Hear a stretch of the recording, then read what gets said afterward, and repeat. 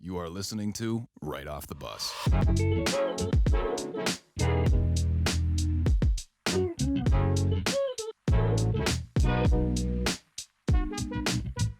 Hello, everyone, and welcome back to episode number 20 of Right Off the Bus. It is Wednesday, May 12th, and my fantastic co-host and I, Pat Mahoney, couldn't be more excited to get at it. Pat, episode 20, man.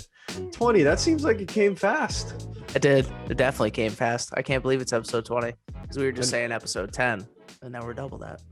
Right, man? Like, we've been cruising on this for 5 months now. We're enjoying it.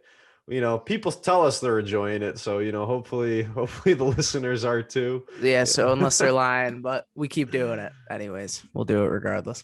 Right, I guess that's true, man. Even if no one likes us, I think you and I are still gonna hop on here and talk sports. But hey, that's not happening, man. People are enjoying it now. Pat, we always like to just lead in the show what we got going on, man. You know what I was realizing is I never recapped my April running, man, and I never did my IG post, which I'm trying to be good about, but I realized, man, it don't matter because I'm going to Yosemite at the end of the month, man. I got a vacation coming up in 10 days, Pat. So are you rock climbing there? Dude, so my girlfriend got me this trip as a Christmas gift. And apparently her and my mother had this agreement that I wouldn't be doing any rock climbing. And I'm like, babe, you're bringing me to the rock climbing capital of the world. Like, this is rock climbing Mecca. Yeah, dude. I'm like, are you serious? There's knowing you, that's exactly what you'd want to do. Right. So, we're going to be doing a bunch of hikes, waterfalls, doing a bunch of awesome stuff. But I'm going to toss my climbing shoes in the bag and I'm going to have to do at least a little easy 5-minute boulder. I'm not climbing El Cap. I'm not doing free That's what, solo, man. I was going to say, you're not, you're not doing the boulder problem. I'm not that good at rock climbing. I just like doing it. It's not like I can do these crazy things in Yosemite. I'm not an elite rock climber. I'm like, yo, I'm gonna do this little 15-foot thing. I'm gonna be fine, Yep. But yeah, Yosemite, that'll still be good for hiking. Oh yeah, dude. I'm so excited. We got a bunch of hikes planned, man. All is well, dude. Looking forward to it. Absolutely looking forward to it, man. It's gonna be fun to get out there. I gotta go to some national parks sometime. I've always wanted to, but I've never been to any. There's none really around here in New England. There's the closest one for us, I think, is up in Maine. Okay. Like Acadia National Park. Oh yeah, that's a few hours. I make the few hours for other things. I could do it for that too. I was gonna say, man, and you're up in New York right now. There's got to be a national park or two up there, man. Yeah. There's somewhere. Yeah, I'm up in New York. If you're watching, yeah, I have yet another background behind me, but not permanent. I will be back in my old setup next week. I came up to New York this week. I'm watching my mom's house while she's gone, watching their dogs. They got 3 golden retrievers, so you may hear them this episode. If not, I'm gonna cut it out anyways. But I got dog hair all over me. They woke me up at 6:30 this morning, which for me that's very early. But I love them. They're great to have around. And I just have a little dog at home, as you know. So it's nice to get the big dog experience. But then I can get out of it too. So after a week. But it's exciting to be with them. Dude, right when you told me that there were 3 Goldens, my first thought was just the hair. I'm like, yo, that has just got to be everywhere. They shed. You can't wear black. You can't wear blue. I got black sweatpants on right now, actually, and they're covered. You can see every piece of hair. 3 of them, man. Those are some big dogs. That's awesome, though. That's awesome. Like you said, you get to get out of it. Get back home to this little dog. Yeah, they're great to have around. It's like a little vacation. All right, Pat, man. Well, we're both doing good. All is well in our world. So it's time to move on to the sports world, man. And I hate to start off with this one, but we got Jaylen Brown. The news got announced yesterday on Monday. Out for the rest of the season with this wrist problem. Pat, you want to try pronouncing this word, man? This torn scapholinate. I don't know how to say scapholinate. Scapholinate, maybe scapholinate.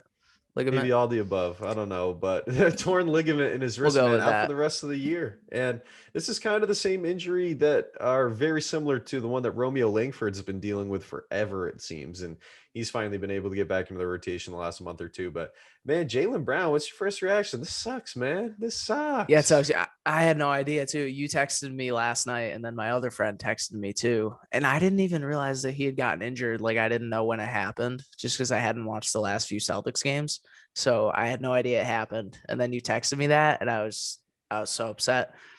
We're gonna lose JB, and I saw a tweet though. It did make me optimistic, and it was like the Celtics season began the moment that Jaylen Brown's MRI results came back, because now it's like we're so close to playoffs. Now we see what the team is really made of as a whole without one of our best players, without one of the future pieces of our team. So Jason Tatum will obviously have to do a little more work, even though he's been doing so much already. But we'll see what the rest of the team can do. The supporting cast, we're going to have to see Evan Fournier set up, other supporting guys. So we'll see how it goes, but tragic news. This is time for Evan Fournier to get back to that 20-point average. I hope This so. is time for him to step in, man. He's about to get JB's minutes.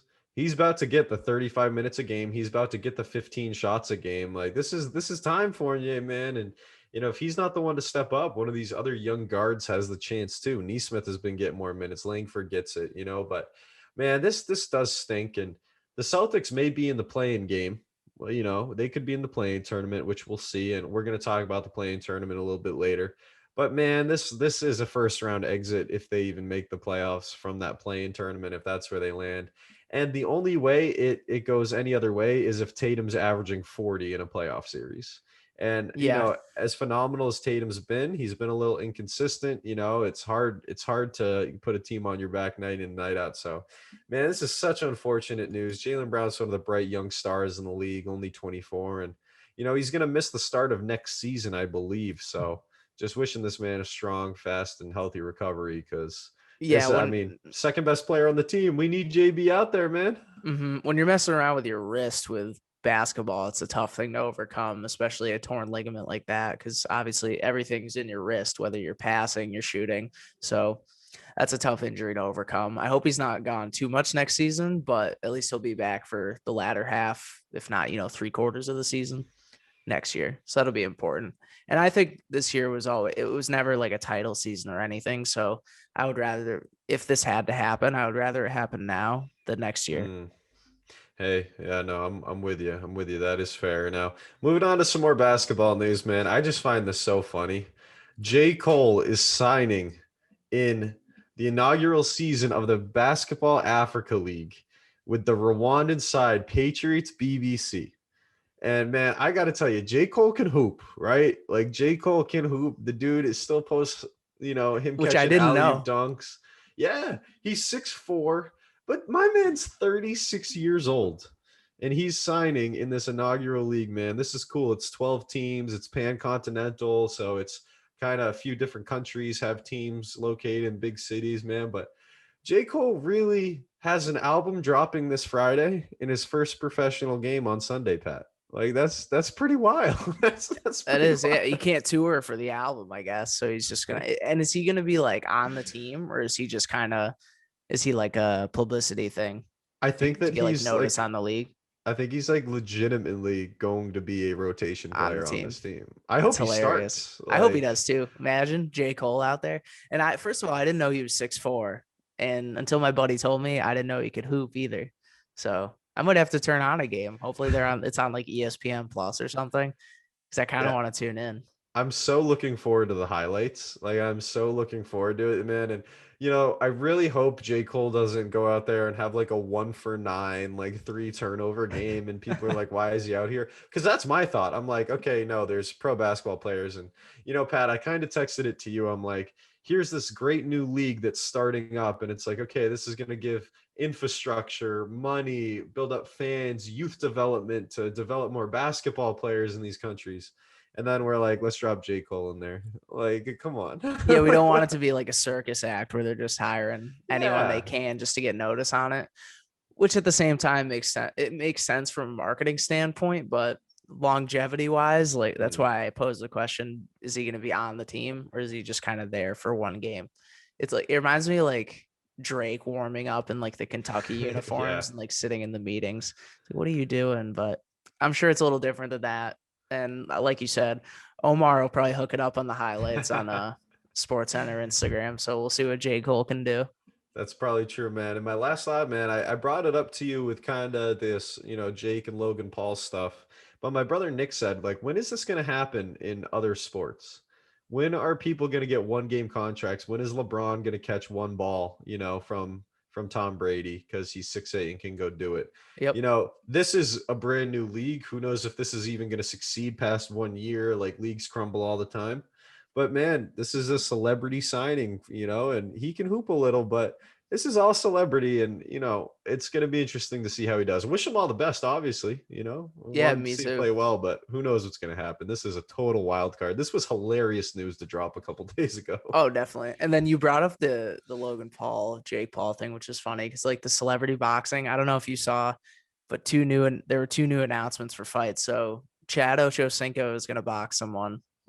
What? And then Lamar Odom is boxing too. He's boxing Aaron Carter, who I think is a musician. I don't even know. I think Lamar Odom, who just seems out of shape to me as it was He's 6'10". when Lamar Odom played in the NBA, like regardless of like the Kardashians, like he was so out of shape, just cursed by the Kardashians, and now he's just gonna box Aaron Carter. And then you got Chad Ochocinco is gonna box as well. Dude, Aaron Carter is a rapper.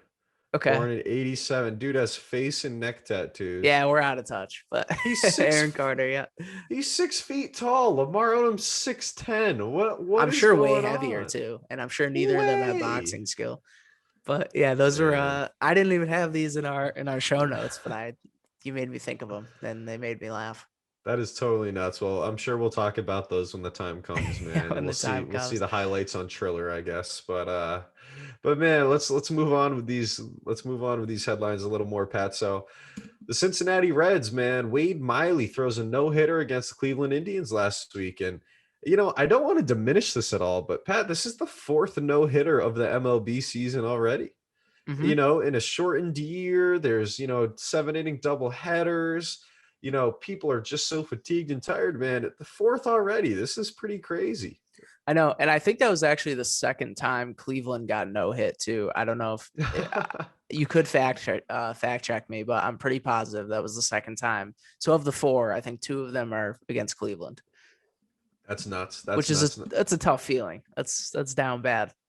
Pat, I'm just gonna ask you this question. Do you think it's easier to throw a no-hitter in today's game than it was in yesteryear, 10 years ago, 15 years ago, 20 years ago?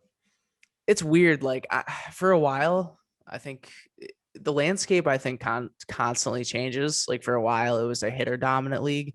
And then as I started to grow up, it became a pitcher dominant league, and you saw ERAs start to go down. I do think it's still a pitcher dominant league, but I think we're going to hit a point where it's going to go back up because averages now compared to like averages then, I think like if you hit 270, like that's a good average. And so I think for how dominant pitchers are now, I mean, they look for guys who throw like, it's not even like 94, 95 anymore. It's 96, 97, 98, 99. I mean, you have Jacob deGrom starting, throws a complete game, and he throws 100 miles an hour. It's like, what are you supposed to do? So the talent level is always rising. I think it's always going to be tough to hit a ball anyways. I think it's probably tougher to throw. It was probably tougher to throw a no-hitter back in the day than it is now. I'd agree with you. And just on DeGrom real quick, man, it's pretty cool that the best player in baseball is a pitcher. Like Yeah. It's pretty cool that this guy's going to get MVP votes. And I know he's on a 10-day DL now, but DeGrom is They did just put him on special. there. And I'm worried about that. I saw Buster Olney said, like this is incomplete at best with his injury update. So I don't know if 10 days is going to be enough. I don't know. Yeah, you think 2 starts, right? So, who knows what'll happen, and whenever they get him back, they'll be happy to have him back, that's for sure. Yeah, certainly not a guy you want to force back. It's the best pitcher in baseball, one of the top 5 players in baseball altogether. So you can't rush back to Grom. But Wade Miley, props to him for throwing another no-hitter. Not another, but another for the season. I don't know if he's thrown one before. Probably not. He's a decent pitcher, but Wade Miley, 4th no-hitter. That's true. We got off topic there. Shout out Wade Miley, right? Like this is supposed to be his moment, but I know. we're I just went now back to DeGrom. Yeah. we're desensitized to no hitters this season, Pat. It's like Yeah. we're like not even halfway through the season and there's just no hitters left and right. I know there was the first one for that White Sox guy, and then Mhm. I didn't think we'd have one for a while, but here we are. And man, I know we keep going off track, but I just need to drop two. Red Sox best team in baseball is what it is. Best record. Absolutely killing it. Shout Every out other the Red team would Sox. have something to say. Yes, they would. Yes, they would. Now, Pat, man, moving on. This serious news right here, man. Medina Spirit, the winner of last week's Kentucky Derby, tests positive for some PEDs. Now, this horse is now suspended for whatever the next big race is, Churchill Downs or the Preakness or whatever it is. But they have like a second test coming. But man, they're probably going to get this Kentucky Derby race, title stripped. And man, this sounds funny, but I kind of just feel bad for the horse, man. Like they're doping up this horse. It has no idea. Yeah, This horse isn't jacking needles, man. Like it's they're funny doing this to the horse. It's funny when you see the headline. It's like Medina Spirit test positive for PEDs. Like you think like the horse is juicing. Like for me, I picture like BoJack Horseman, like they like animated cartoon. So the things like juiced up, like late weightlifting. But yeah, so they were, and that was another thing. I was like, what even is a PED for a horse? Like, what is that? I guess it was like an anti-inflammatory, which I would have to guess, like if it's hurt, it really doesn't feel it. So it can keep training harder and keep getting better. Because I would have to guess horses have to rest. So I guess it's probably something that just makes it not have to rest as much. Yeah, and I heard too that apparently you're allowed to use X amount of these substances up until weeks before the race. So it kind of has to phase out, and Medina Spirits levels were just way too high. Yeah, they And said it was double. They said it was like Oof. double the amount that you're supposed to have, or Right, the so- maximum that you can have, not what you're supposed to have, but you can. Right, so clearly just ridiculous. Like, this is clearly cheating, man. And honestly, the guy that owns the horse, Bob Baffert, whoever he is, the clips of him are just so funny coming out. He's blaming cancel culture for his horse, and he's like going on Fox And saying absolutely nothing. And it's like, dude, what are you talking about? Just you juiced up the horse. Get over it. He's like the trainer too. Like he's a famous guy in horse. Oh, really? Horse training. So yeah, for horse race. Sorry, I thought my audio cut out. That's why I paused. But I'm back for horse racing. He's like one of the guys, and it was weird. It was weird to see. Like I've never seen controversy out of horse racing like this. So to see PEDs come up was bizarre. That is wild, man. Who's your horse from last week? Zenyatta? Zenyatta would never. That's all. No, I'm saying. Zenyatta could never had a doping allegation. We stand, man. Never had USADA coming after him. All right, Pat, let's move on to a little bit of soccer here on a couple headlines, man. So the Italian Football Federation, I love this, is threatening to ban Juventus from Italian football if they don't drop out of the Super League. It's Juventus. I think Milan has officially left, I'm pretty sure. And then it's Barcelona and Real Madrid left. And dude, they're saying no more Italian football, Juve. Not even like Serie B. Like they'd be kicked out, which I think is a great strong arm move by the Italian Football Federation. I'm here for it. And just to drop this too, UEFA said these last 3-4 teams that are still in the Super League, you're getting a 2-year UEFA ban if you decide to stay in it. So I like both those moves, but what do you think about that? Well, it makes sense. I mean, so many teams already like dropped out of the Super League, even though whoever the president was said they like can't because it's contracted. But I would have to guess there's a way around the contract. I think it's too big of a situation. Like if these teams want to drop out, I would have to imagine they can. And who's even left at this point? So I think UEFA has to do that. And I don't think Juventus has a choice. I know that Juventus would also be banned from Serie B and like the lower levels of Italy, but some of the tweets and pictures were like, imagine Ronaldo playing in Serie B, just scoring like 4 goals against Brescia. You know what I mean? Just absolutely dominate Serie B for a year or two. I think he might come to MLS at that point. He'd either like go back to Portugal or come to MLS. That seems like Miami or LA time, right? Yeah. Or New England. I'm here for it. I just don't know if Ronaldo's going to find a Foxborough penthouse to his liking. Yeah, I don't think he's ever lived in cold weather. I think he kind of just well, once he got money, I think he can do what he wants to stay in the warm weather. I mean, there's a reason he was only in Manchester for a few years, man. We'll blame the weather for that one, Mhm. man. You know, he saw Madrid and he said, yeah, I'm good, Manchester. But, Pat, moving on, a little more soccer, dude. Columbus Crew is going European, man, and they dropped the crew name. And now they're just Columbus SC. They dropped a new logo. If anyone hasn't seen the new logo, go to the MLS, Instagram, or Twitter or whatever and see it, dude. It looks horrible. It looks so bad. And they're just taking the MLS identity away from these teams. And I hate it. Like the most internationally recognized brand in MLS is LA Galaxy. That is not a European name at all. It's not Inter Miami. It's not SC. It's not FC.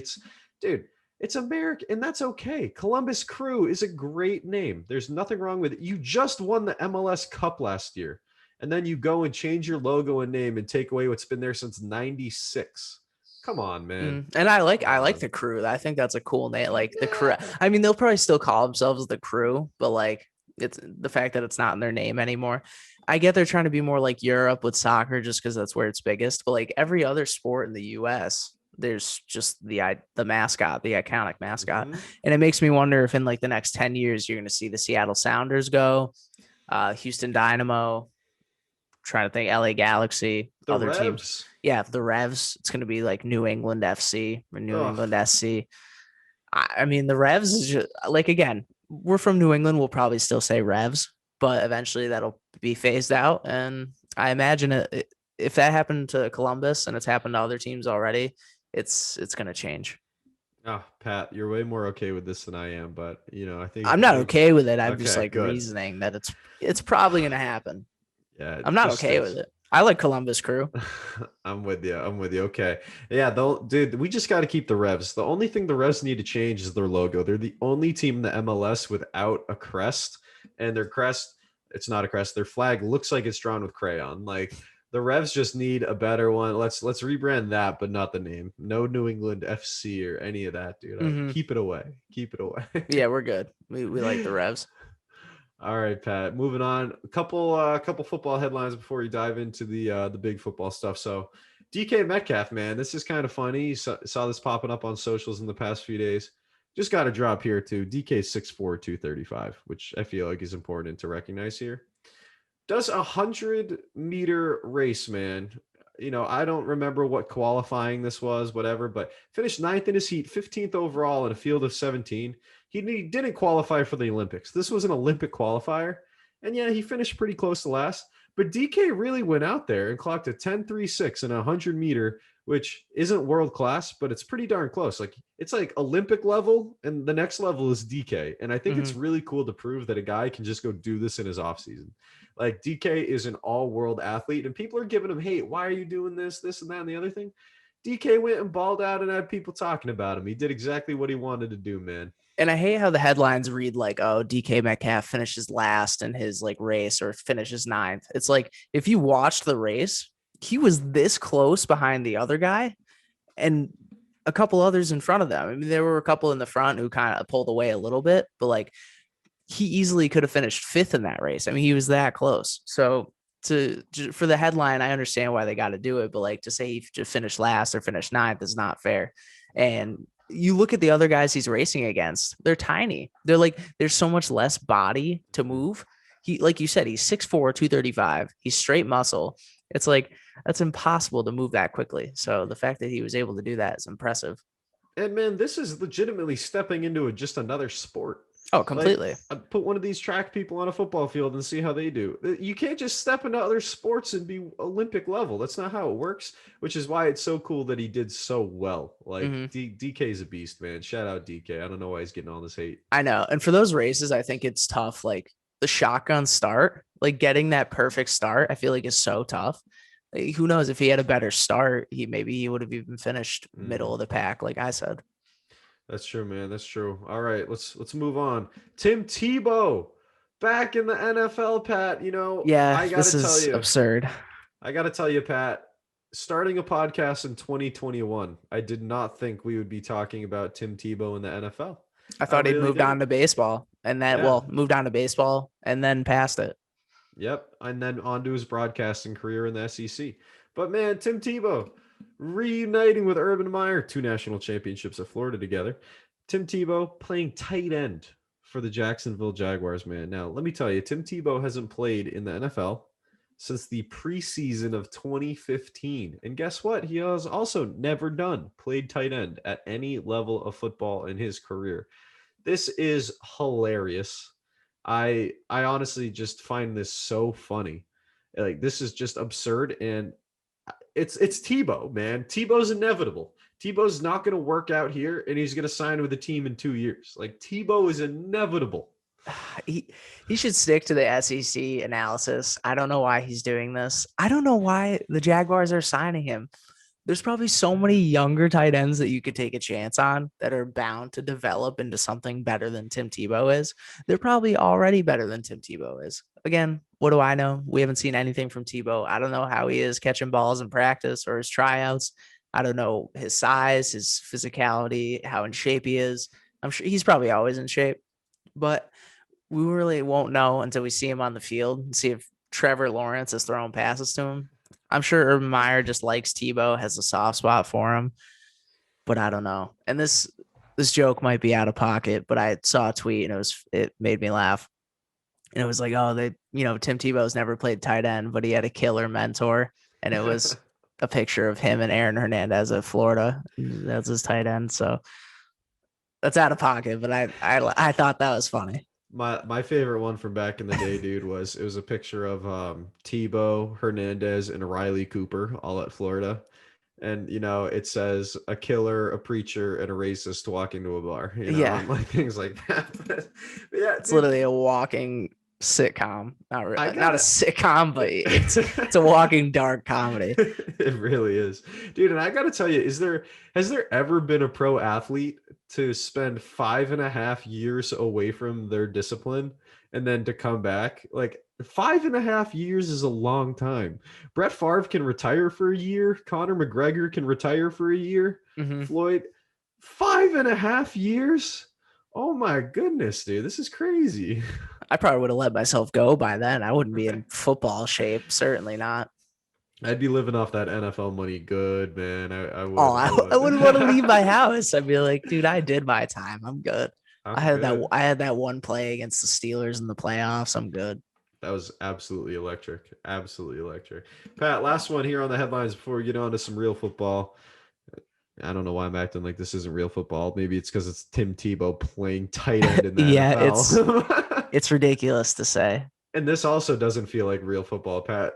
The Las Vegas Raiders, their new stadium is going to feature a live DJ and a legit club Yeah. in their north end zone. Yeah, it spans like the entire north end zone. I think during games, like you can sit there and it has like bottle service, it has a DJ. So like if there's like a Sunday night game or Monday night game, like you're there like partying, you're listening to music, but then there's just football on. I feel like if I wanted to do that, I wouldn't go to a football game to do it. Because at a certain point, I'm probably not going to be watching football. Like I'm probably just going to be like listening to music, drinking, like dancing, like a club. It's literally a nightclub. And I get it because the Raiders stadium is ridiculous. It looks like the Death Star. They're in Las Vegas. They're in the heart of the entertainment in the US. So I get it. And I'm sure there's a crowd for it. They wouldn't have done it if there's not. I just know that's not for me. And a lot of sports fans, probably not, but they're trying to attract a different crowd. Yeah. Hey, man. And that's the big thing, that it's Vegas, right? I would argue, and of course, I have no idea. We could probably Google this in 2 seconds, but I would argue that Vegas has more tourists than any city in the US outside of New York City, would be my biggest guess.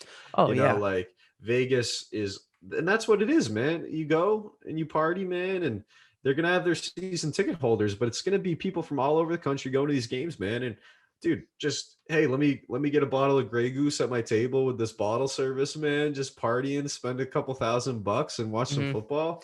People are going to do it. And it's going to be wild, dude, to see a live DJ, dude. I bet they have guest DJs all the time, dude. You're going to see Steve Aoki just like over the football field going hard with just 1,000 people bumping. And I was asking you too, Pat. I'm wondering, are they going to be having the DJ play music for the whole stadium or just that section? Because I think that's going to be really interesting because the whole stadium plays music all game. You know what I mean? So Yeah, it'll in be weird. between plays, like so I wonder how it's gonna work with like the speakers. It's yeah, there's probably a lot of logistics that go into it. But they to your point, they did say they're gonna have like world class DJs and stuff. So I'm Mm. sure you'll see like Diplo there. Diplo, I think, plays anywhere at this point. So Diplo will be there, I'm sure. Hey man, DJ Shaq Diesel, man. Shaq's a DJ. Oh, Shaq could Let's get go. him. I could see Shaq there. Dude, get Ernie Johnson there in the mix, partying with Yo, Shaq. if we got Ernie up there, dude, Get the I'd whole go. TNT crew. Get Kenny Smith, Charles, dude. The Absolutely crew. electric. Absolutely electric. Ernie is an electric factory. I love Ernie Johnson. I've read his book, Unscripted. Unbelievable. Would recommend it to anyone. That's probably Absolutely. good. Yeah. I Absolutely. can't believe he's in the position he's in. He's crazy. Pat, so time to get into the biggest winners and losers of the NFL offseason so far. Obviously, there's still a lot of roster building to do. You know, there's preseason, got to whittle these rosters down, cut all those undrafted and late round picks, you know, that aren't good enough to make the squad. But Pat, we're going to talk about some of the biggest winners, some of the biggest losers. Let's start with some of the winners, man. And Pat, I got to tell you, I think that the Bucks had the best offseason in the entire league. You get all 22 starters back. You get the 23rd starter back, Antonio Brown, who should be a top 10 receiver in the league, but you know, he hasn't really figured it out and gotten back there. But then you go and draft a great linebacker at 32, and then you go in the second round to get Kyle Trask. So you get Brady's replacement, no matter how long Brady plays, 2-3 years, whatever. I think the Bucks had a phenomenal offseason. I think they should be the favorite to win the NFL championship this year. I think the Super Bowl is theirs to hold on to. I really do. Yeah, I mean, re-signing all your players alone is an accomplishment, right? Because I feel like that's tough to do, especially in today's day and age. Just re-signing all your players, especially the players they have. But to their credit, I mean, you guys like Mike Evans taking pay cuts. They were able to get Chris Godwin back. Leonard signed another 1-year deal. So they all know what their capability is with Brady there, and they're trying to stay on board for one more run. And I'm sure Brady could stick around longer. I know as of now, next season's his last season as of right now. I think, yeah. I think he has 2 years. Actually, no, I think he has 2 years, but he has like one of those avoidable contracts where he can play however long he wants, but it won't affect their cap. So we really don't know, but I think next offseason it might be a different story with holding on to guys. I think you might see like Chris Godwin go somewhere eventually, but just since he signed a 1-year deal. But for next season, I mean, yeah, Bucks are a huge winner. Yeah, without a doubt, man. And just to add a few more guys to that list, Levante David, Ndamukong Suh, like they literally brought all 23 of their best players back, which is so crazy. And I wonder when the last time that happened was that a Super Bowl winner brought all 22 back. It's probably never happened. Yeah, I would love to know, because usually you think like guys win and then they're like, all right, I've done what I can with this team. And then a lot of them move on for big paydays once they got that ring. Right, which we were hoping some people on that team would do, like Godwin and Fournette. But hey, man, they locked it down. They know what they got going with Brady there, and they're loving it. Yeah, kudos to them, honestly. Yeah, man. Now, another one, I think the Chiefs, the Super Bowl loser. I think the Chiefs, man, what did they need to do? Shore up the O-line. What did they do? They got Joe Tooney, who's a top 5 guard in football. Yep. And, you know, and then they got Orlando Brown Jr. as well from the Ravens. So they got 2 of the best O linemen in the entire league, and they added them. And Pat, man, that Orlando Brown trade, one thing I liked is people are like, oh, winners and losers of the draft. And people like the Chiefs drafted Orlando Brown. They sent draft picks for this guy. Like, that is phenomenal value for Orlando Brown, what they gave, but it's also phenomenal value for your Ravens. I think it went both ways. And then I gotta say, it worked out. I gotta say too, man, I had it a little bit later, but Kyle Long came out of retirement to sign with the Chiefs. Kyle Long's a top 10 guard in football when he's healthy and when he wants to be, but there was a lot of contract problems with the Bears. There was injuries. There was a lot going on. Man, you get Joe Tooney, Kyle Long, and Orlando Brown to shore up your O-line. Whoo, that's impressive, man. And you put those big boys in front of Mahomes, you're good. It's gonna be tough to touch Mahomes this year, which is a dangerous proposition, because then you got more time for Tyreek Hill to get open downfield. Yeah, without a doubt, man. And I'll tell you, those Chiefs are looking good now. I think the Browns had a really great offseason. I think, one, you get Odell Beckham back, which I don't care what anyone says about all the efficiencies and numbers and BS. Odell to your offense is a plus, without a doubt. Baker gets another year with Stefanski in that offense. I was all about Stefanski coach of the year. I was there on it.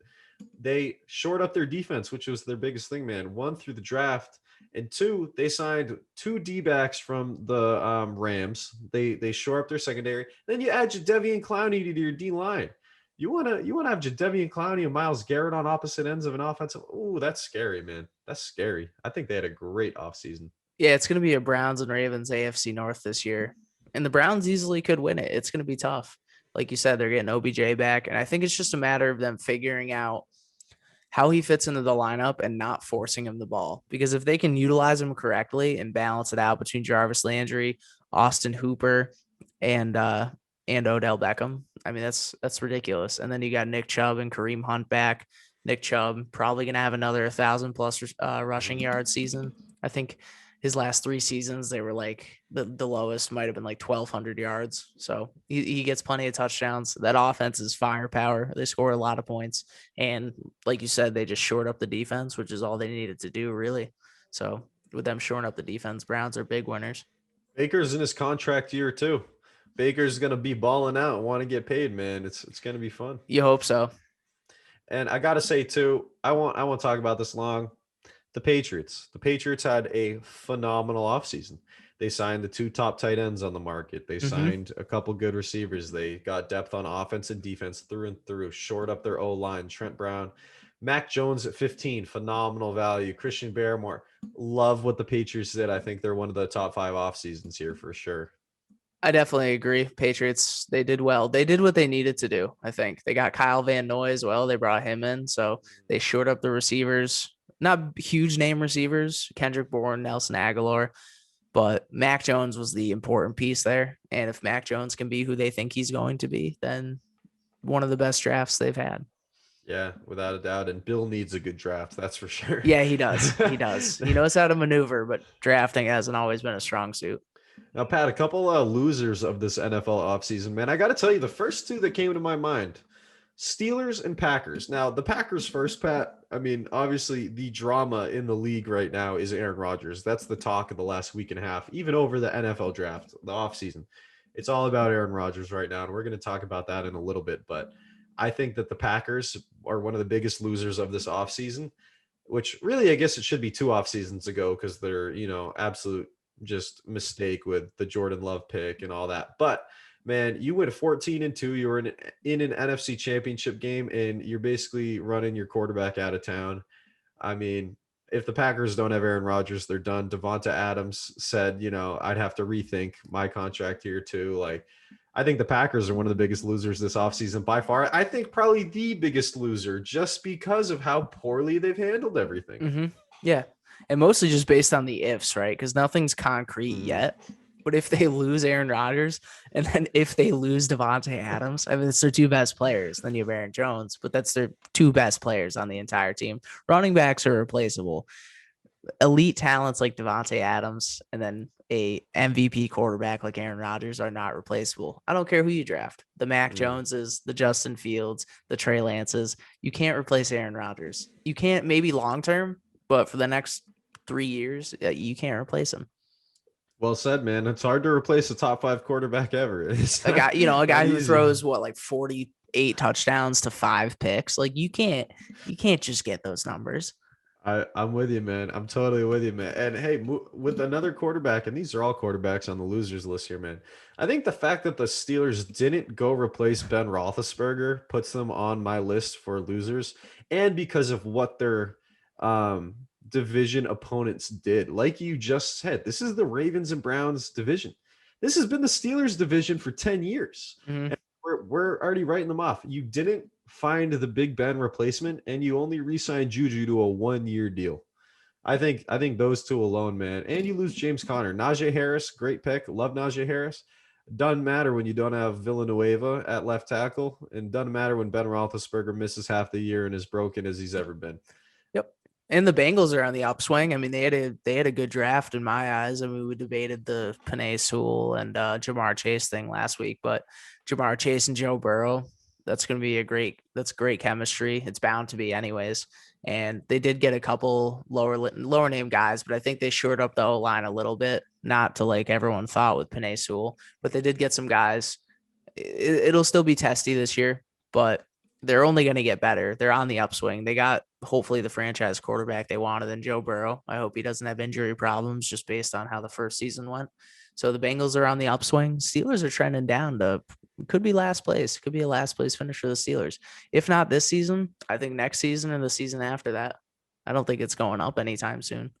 Fine by you and I, man. Even though Mike Tomlin signed that extension, who knows what's going to be happening with that team in Pittsburgh. It's I know, and Tomlin's such a good coach. He's one of the best coaches, and I do like the guy, and I got respect for the Steelers, but it's just it's the actuality of it. They haven't made the right moves.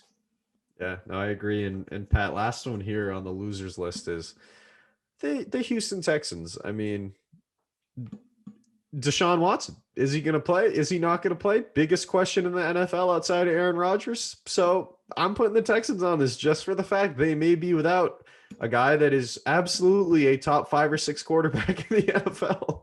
Yeah, we don't know what's happening with that. We don't know if Deshaun Watson's going to play. They didn't even have a first round pick this year, so their draft didn't go that well. With the first pick they took that quarterback. Was it Davis Mills? Yeah. Davis Mills. Yeah, so they took a quarterback who I wasn't even familiar with. And that doesn't mean anything. I could be unfamiliar with some great players, but Davis Mills, I feel like they could have used other positions, but maybe they drafted a quarterback because they were like, crap, like we don't know if Deshaun's going to be here. And I don't know who's going to be playing quarterback for them. They're going to be in real trouble. So based on just the uncertainty alone and the fact that they have like no weapons either. I mean, they've lost Will Fuller. They lost DeAndre Hopkins, obviously. I don't know who's left down there. It's a tough situation in Houston.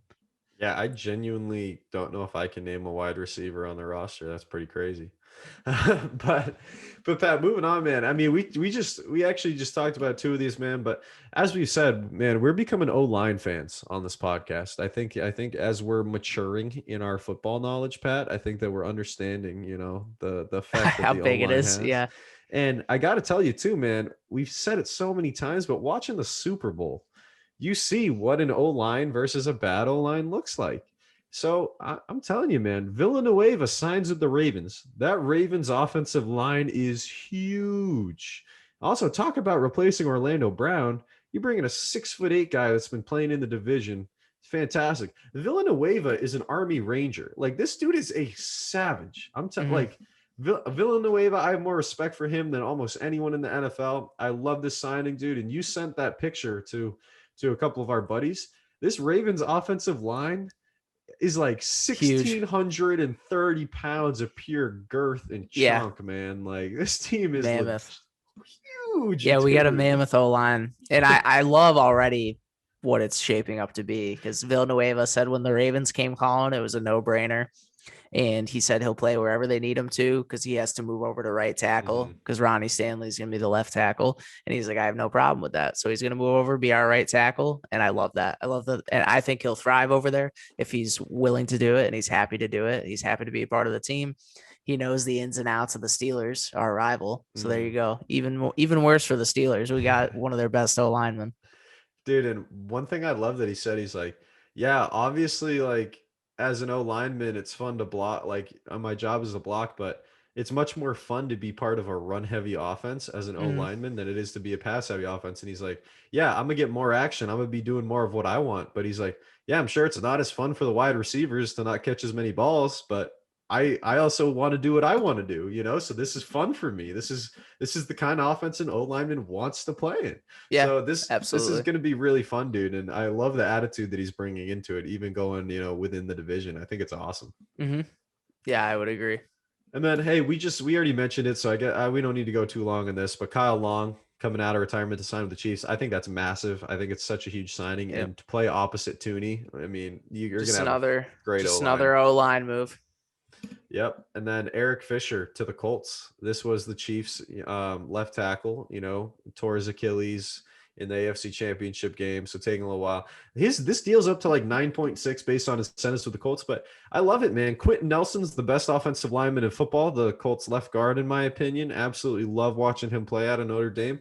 And now you shore up the O-line on that left side and give Wentz what he needs, man. Give your quarterback a chance to succeed, and the Colts have all the pieces. So, if Wentz can just be a B- quarterback, they're going to be in the playoffs and they have a chance to win their division. So I like this Eric Fisher signing as well.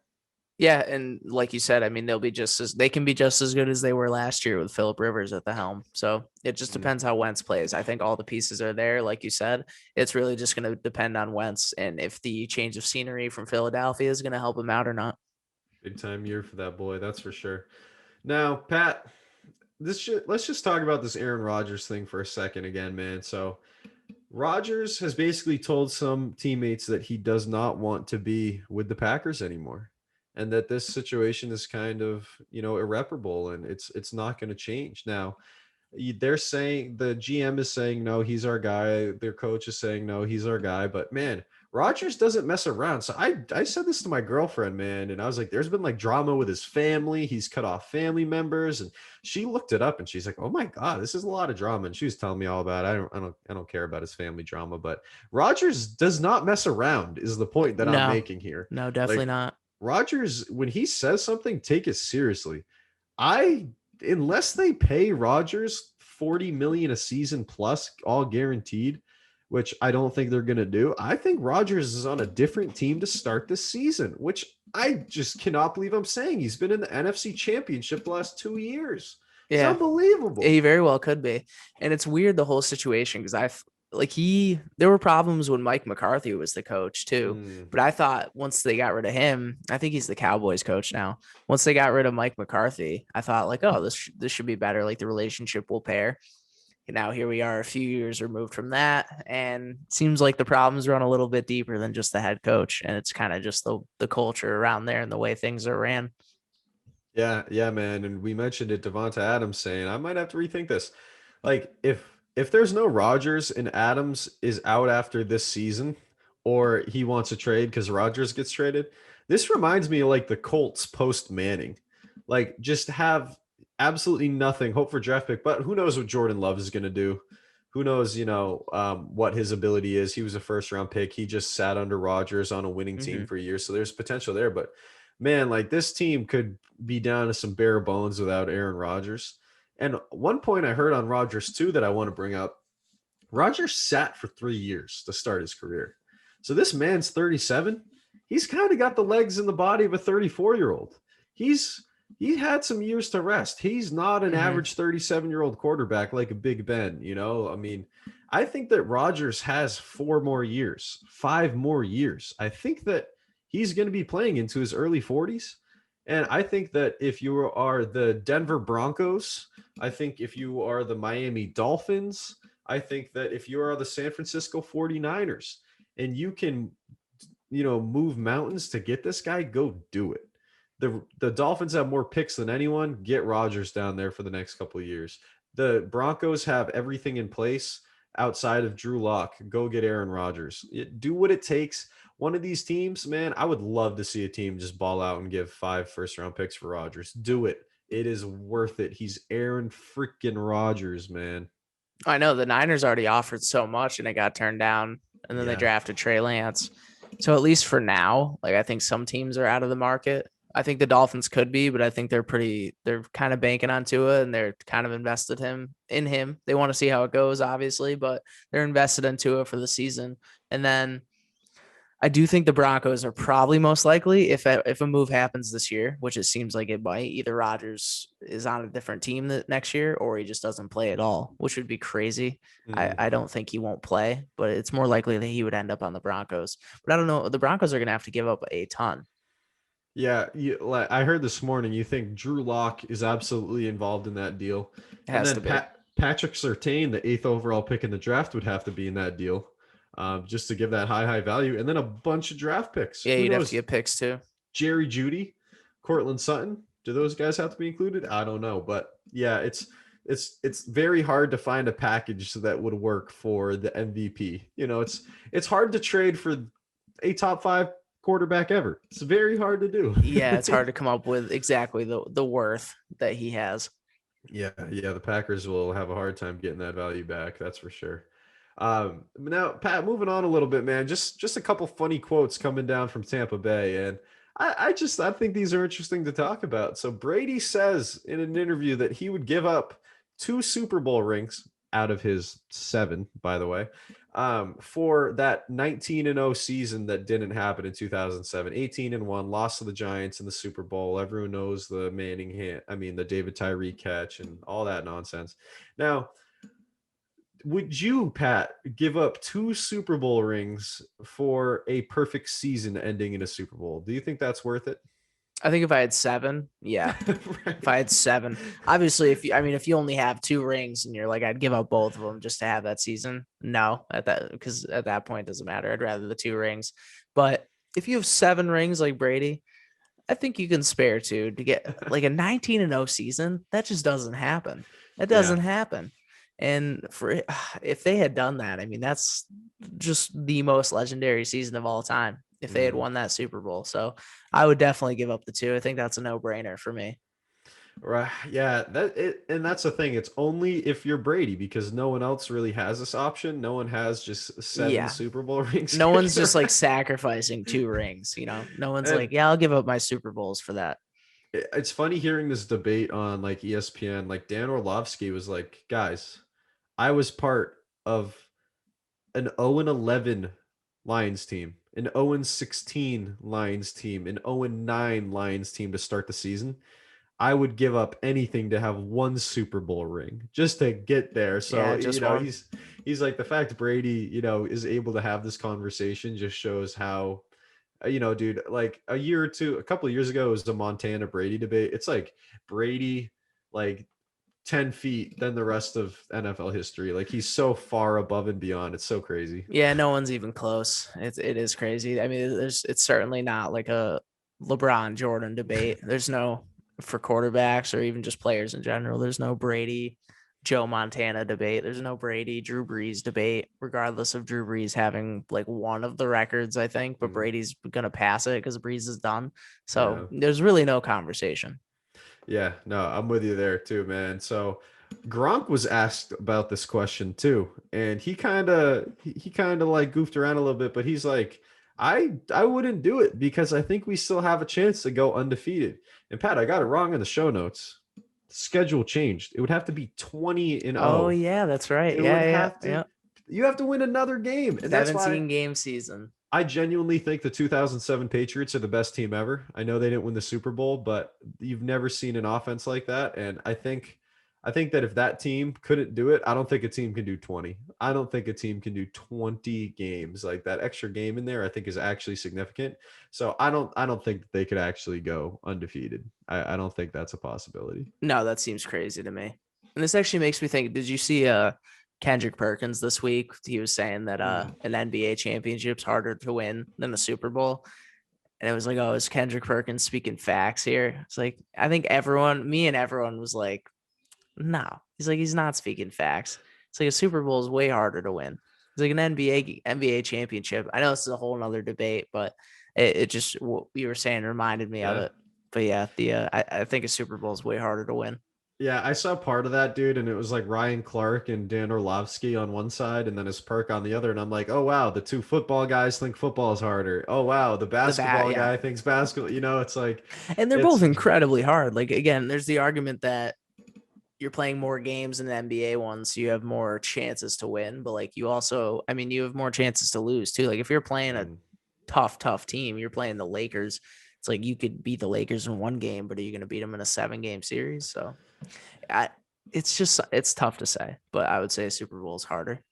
Yeah. Hey, I don't know. I haven't thought about it enough to give an answer here. So I'm gonna. I know I took us off a little tangent there. Hey, maybe we'll do it as a listener question in a bit, man. But last thing I wanted to say, man, just Brady and Gronk both just teasing that Jules is gonna come play in Tampa Bay. Gronk said, or Brady said that he thinks he was just a little scared to tell Bill that he was going to come play down there. And, Gronk is saying, oh, he thinks if he gets healthy. I think it's funny, man. I hope Jules doesn't sign there, but it would not surprise me at all. It wouldn't surprise me either. Wouldn't surprise me at all. So moving on from football to basketball now. So Pat, first, I got to tell you, I don't love the idea of this playing tournament and just how it's going to work real quick is, man. So the 9 and 10 seed are going to play each other, and the 7 and 8 seed are going to play each other. Whoever wins out of the 7 and 8 seed gets the 7th seed. The loser of that 7-8 seed game, let's just say it's the 8th seed, goes and plays the winner of that 9-10, and whoever wins that game gets the 8-man. I think it's way too much going on. I think multiple games for this is just whack. Why did we decide halfway through the season that a play-in was a good idea? Why wasn't this decided at the start of the COVID season? And now you have LeBron complaining about it. You have other people complaining about it just because they're in the situation. Why don't we just keep the top 8 like every other year in NBA history other than the bubble last year? This isn't necessary. Yeah, and not to name drop any certain Lakers players that were saying, "Oh, this is a great idea," and now that they're in the situation, all of a sudden this is stupid. This is dumb. We shouldn't be fired. Yeah, people should be fired. This is BS. We shouldn't have this. But hey, I tell you what, we're going with it, and we'll see how it goes. I mean, we don't like change. I think if we'll see how it goes this season. Like if it goes well, Adam Silver might hang on to it. It might keep it. It's more ad revenue. Coming off a shortened season in the bubble, no ticket sales, nothing. They're probably like, hey, how can we squeeze more out of NBA playoffs? And I like the idea just because it gets more teams in the mix. I mean, especially this year, like the East and West at the end are very close. The conferences are very close for like those final spots, like 10, 9, 8, 7 are all very close in both conferences.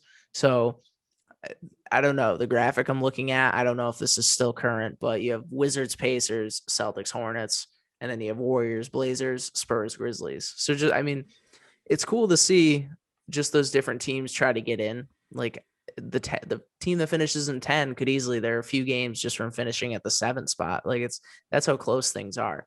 Now in another season where, especially in the Eastern Conference, where the 10 seed is sometimes like 8 games under 500, that's when it gets a little dicey, where I like don't need to see it as much. Like, do I, let's say like the Hornets are, I don't even know a record. I'm just going to spitball. Let's see, out of 82, if they played 82 games, 35, and my math's gonna be so bad. 35 and 47. Yeah. Thank you. Yeah. Something like that. 35 and 47. It's like, do I really need to see that team try to get in the playoffs? No, I don't.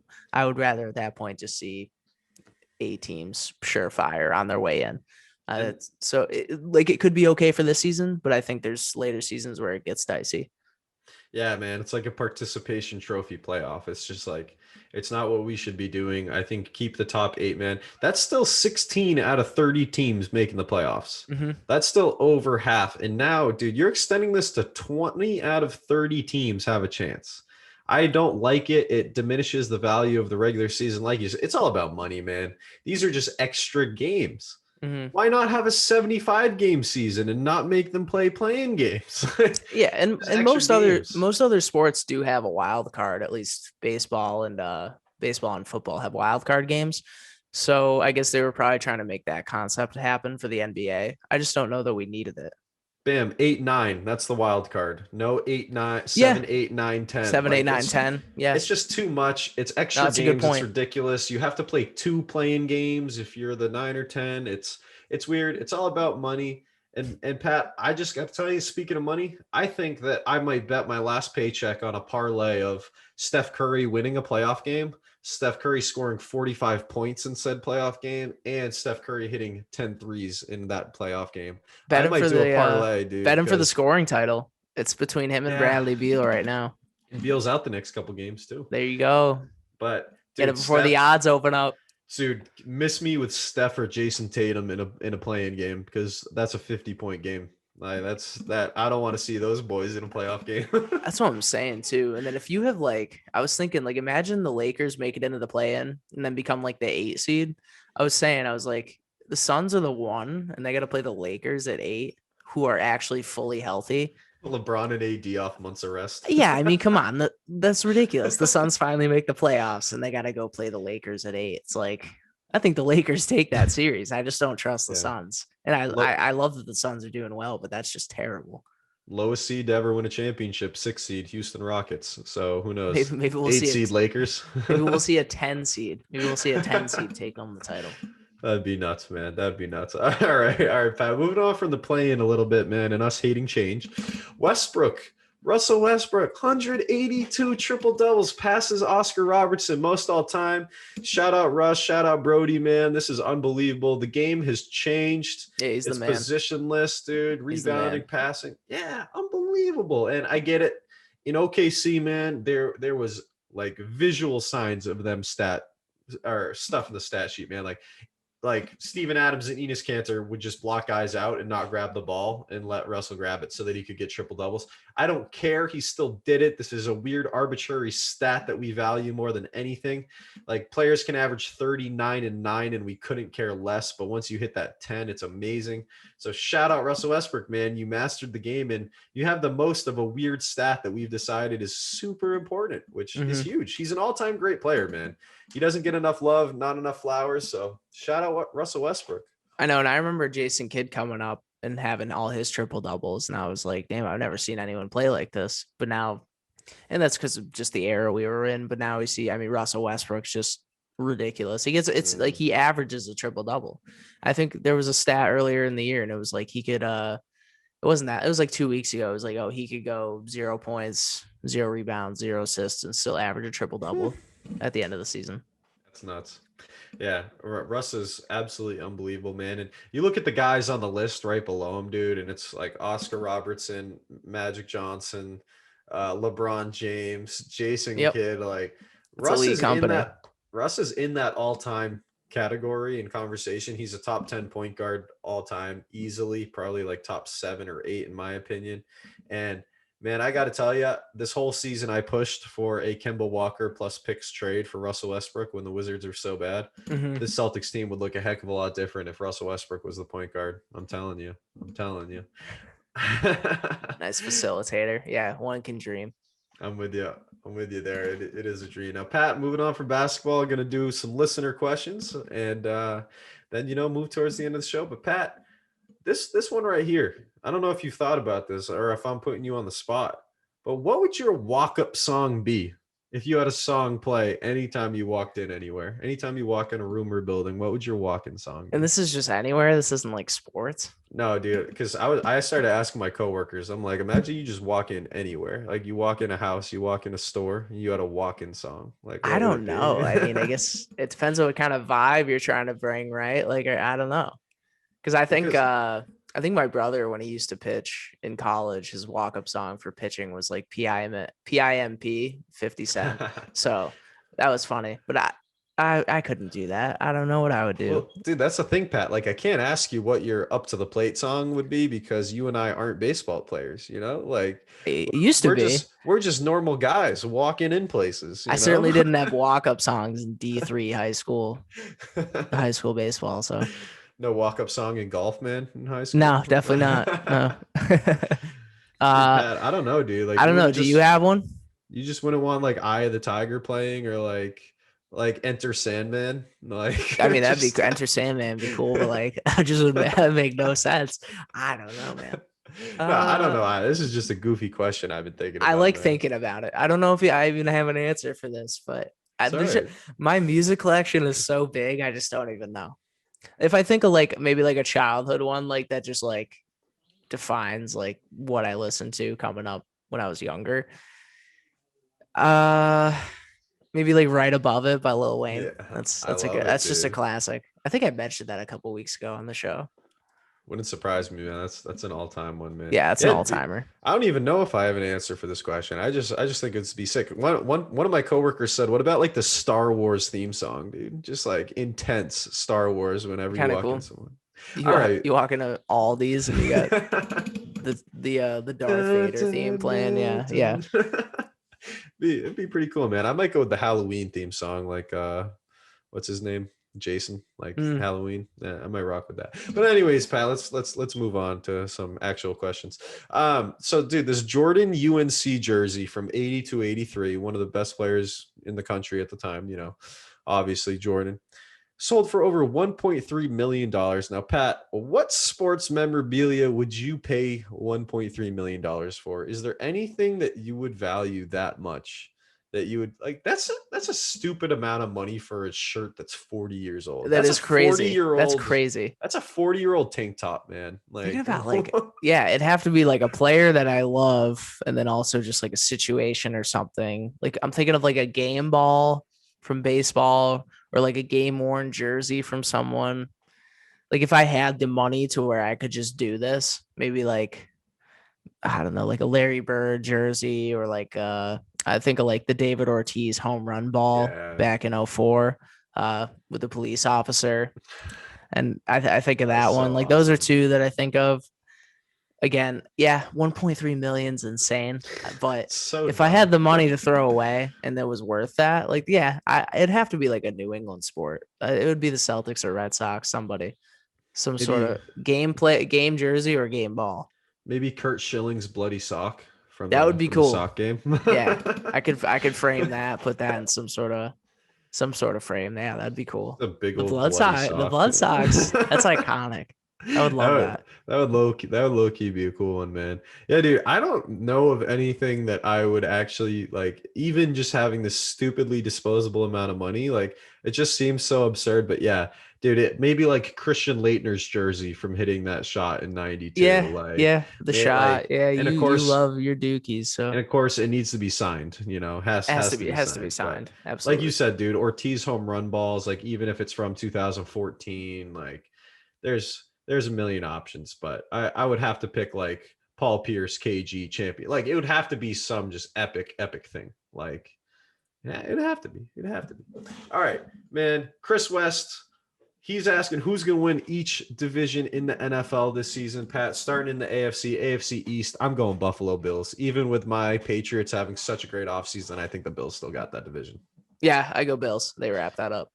AFC North, man, you going Ravens or Browns? Unfortunately, Pat, I'm going Browns here. The O-line's like, we got a brand new O-line, literally, except for like Ronnie Stanley. So it's gonna be a question mark. But if that holds up, I mean, we got everything capable. So I go Ravens. I can't believe I'm saying it, but I think the Browns are the third best team in the AFC. I really do. They're really good behind the Bills and the Chiefs. So they're really good. AFC West, I'm thinking Kansas City. I think Chiefs is a no-brainer here. That's a no-brainer. AFC South, dude. So I know the Titans won it last year, but I'm kind of vibing with the Colts. I'm kind of feeling like the Colts could outdo the Titans. The Jags and Texans are just simply out of the conversation for me. Because that division's so hit or miss every year. It's never like a great division. It's just it's a mid-tier division. Seemingly, the Titans and Colts have gotten better in recent years. Who'd you take? I'm going Colts. Like, the Titans did win the division last year, but they lost Corey Davis. Yeah, and lost Johnny Smith. Yeah, so I'll go Colts. I'm going Colts. It depends on Carson Wentz, but I'm going Colts. All right, let's hop over to the NFC, man. NFC South. Give me TB12 and the TB Buccaneers all day, man. I mean, who's going to challenge them in that division? Sam Darnold, not the Carolina Saints, Panthers, not the Panthers, not the Saints. It's not the Falcons, certainly not the Falcons. It ain't happening. Their defense, their offense is great. Defense sucks. All right, NFC East, Pat. This kind of hurts to say, but the Dallas Cowboys. I think Dak Prescott, is the difference with that team winning 10, 11 games. I don't think Jalen Hurts has enough in Philly to do it. I don't think the Washington football team, even with, I think Fitzmagic's there, right? Honestly. Yeah. Fitzmagic could pull it out. It depends. I think, all the Cowboys fans are, this is our year, right? But every year. I think if Dak is healthy, I think they turn it around. They did help up. They helped out their defense through the draft. I think I'll go Cowboys. I really want to pick the Washington football team, but I have to pick the Cowboys. Yeah, I know. I almost did, but thinking sensibly, if Dak's healthy, that's a winning team. All right, Pat. So NFC West. Okay, now this is a little bit of a surprise here. I'm actually going to pick the Arizona Cardinals. It's a stacked division. I think they had I think they had the 5th best offseason so far in the NFL, dude. I think that they are really, really, really good. And I like the Niners, but they don't know what they're doing at quarterback, and we don't know how healthy that team's going to be. I like the Seahawks, but I don't think Russell Wilson has enough help on offense or defense for that matter. And the Rams, I'm just not a Stafford believer. The Rams got better, but I think they overpaid for Stafford, and we're going to have to see what happens. So we got Cardinals, Rams, Seahawks, Niners. Yeah. Best division of football. It is. Yeah, it's stacked. Cardinals is a good pick. Wow. I'm going to go Rams. I think Stafford plays well. I think he gets it done. Yeah, I don't blame you there, man. Last one, NFC North. The answer, I want it to be the Packers, but I don't know what Aaron Rodgers is up to, man. I don't. So honestly, this is kind of funny. I'm gonna go the Bears. I'm gonna go Justin Fields. Bears, Vikings, Pack, Lions. Definitely not the Lions. The Vikings, man. Kirk Cousins. I just can't do it. I can't get behind him. Maybe Bears. I mean, their defense is so good. And Justin Fields, if he starts and plays, or Dalton can play. That kid can ball. Wild quarterback. I'll go Bears. I'm going Bears too, man. I think they're a quarterback away, and I thought Justin Fields was the second best quarterback in that draft. So I'm here for that, man. So question from our boy Nick Latchney. Wait, we missed a division. Did we? Yeah, Chargers, Raiders. Chiefs, bro. Chiefs. Yeah, you're right. No, wasn't even a conversation. No, it wasn't a conversation. I thought we missed one. No, you're right. We went Chiefs. I thought we did 4 on each side. I'm taking Chargers in second, though. In second. Yeah, that's very reasonable. I would too. Yeah.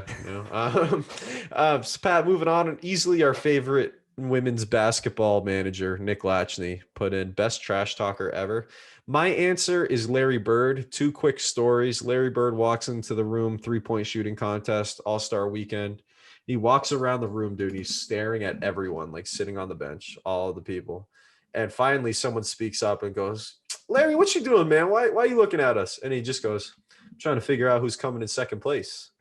And goes out, wins the 3-point contest, shoots the last ball that he has to hit to win, turns around with the finger up, with his warm-up jacket on, never takes the warm-up off. Bird. He's a beast. Other one real quick, Bird against the Supersonics, man. Xavier McDaniels is guarding him. And he says to X-Man, dude, he says, "I'm going to catch it right here, turn over my left shoulder, shimmy, hit the shot, game over." Does the exact thing he tells the defender he's going to do, hits the game-winning shot, turns to him and says, "I just didn't mean to leave that much time on the clock." It's like Bird's one of the all-time greats, man. He's my favorite trash talker ever. Yeah, when I think of like antagonists, I think Reggie Miller was a good antagonist. And then Kobe. I think Kobe was like low-key. He learned how to trash talk someone in another language, which is pretty good dedication. Yeah. I think I gotta go Kobe for one of them. Maybe Reggie Miller. Reggie Miller knew how to talk it. Moving into your world too, Pat. Conor McGregor's on my list. Yeah, I know. I don't know why I'm just thinking of basketball. It's just maybe because the most trash talk happens on the court. It's just so easy. Kevin Garnett. Yeah, if you go UFC, there's a lot of trash talking. But yeah, McGregor did it better than anyone. Learned Portuguese to insult Jose Aldo. Yeah, he said you're gonna die in Portuguese. So all right, that's and then knocked him out in 11 seconds. So there you go. That's trash talker. Signed, sealed, delivered. Definitely some all-timers there, man. Now, Joe Braverman, our boy, let me speak official on IG. Great podcast. What is one trade or signing that you wish never happened, Pat? Now, I got my Dortmund jersey up behind me, so I'm kind of feeling a Lewandowski, to Munich kind of vibe over here. But I would say Babe Ruth to the Yankees definitely changed the trajectory of baseball for 100 years in the Yankees' favor. So I kind of wish that never happened. But there's nothing like crazy recent. But I will say I think the Kyrie Irving to the Nets thing, I wish that never happened because it just ruined the Celtics' plans for years and years and years. Yeah, After, at that point, I think wish he never came to the Celtics. So you could even argue the Celtics signing him. Right, yeah, and we thought he was going to be here for 5 years on a max deal, and imagine Kyrie with this Jaylen Brown and this Jason Tatum. I mean, it'd be special. So I that Kyrie Irving to the Nets or to the Celtics for that matter. Yeah, dude says he's gonna be here in the future. I want to be here. I want to be a Celtic for life. I want my jerseys in the rafters.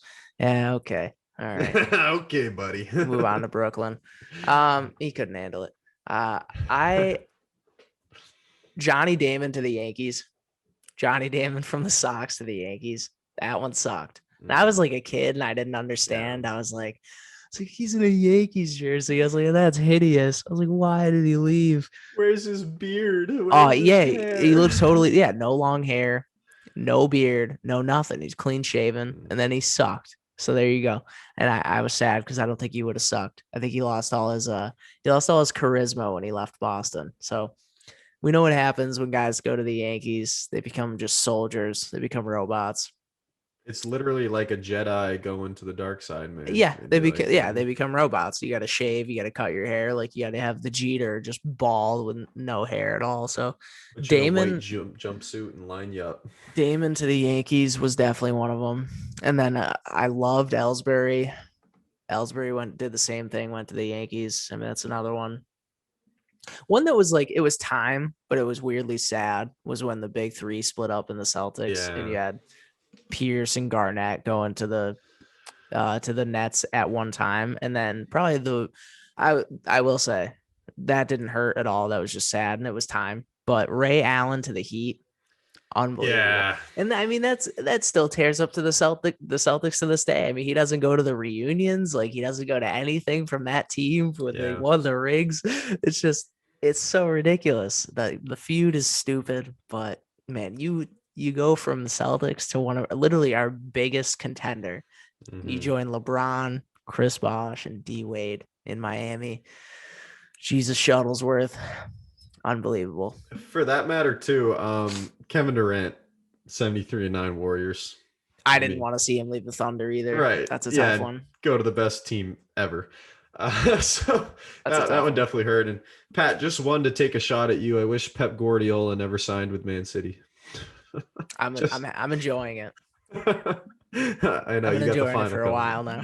You got the final coming up. You keep winning a bunch of league titles. Yeah, I get it. Whatever. Pep's nice. Pat, we got to move on to what we've learned. But as always, we got to get a quick word in from our sponsor, Book Thinkers. So you guys know, but if you read personal development books, you have to check out Book Thinkers. This company is dedicated to helping you fulfill more through books every darn day. They post on Instagram a couple times a day, every single week on their podcast where they have a top author. This team at Book Thinkers is helping you discover new books, new mentors. This is also that you can achieve more and live better. So the right book can change your life if you read it at the right time. So please head on over to Book Thinkers on Instagram or go to bookthinkers.com to find out more. Now we're going to get back to the show and what we've learned. So Pat, why don't you start us off and tell us what you learned this week? And we kind of got into the topic of what is traded, trades or signings we wish never happened. But I kind of strayed off into like rivals. So guys going to rival teams when they're traded. I understand when teams like physically trade the guy, but it seems like sometimes guys will just go to the rival team for no reason. Like Johnny Damon did not need to go to the Yankees. Roger Clemens, although he went to the Blue Jays first, did not need to go to the Yankees. It's like when guys leave teams, why do they got to go to rival teams? Like, why you got to break the hearts of the fans that once loved you? I know it's a business, but damn, Ray Allen went to the Heat. I love Ray Allen. Got to meet him.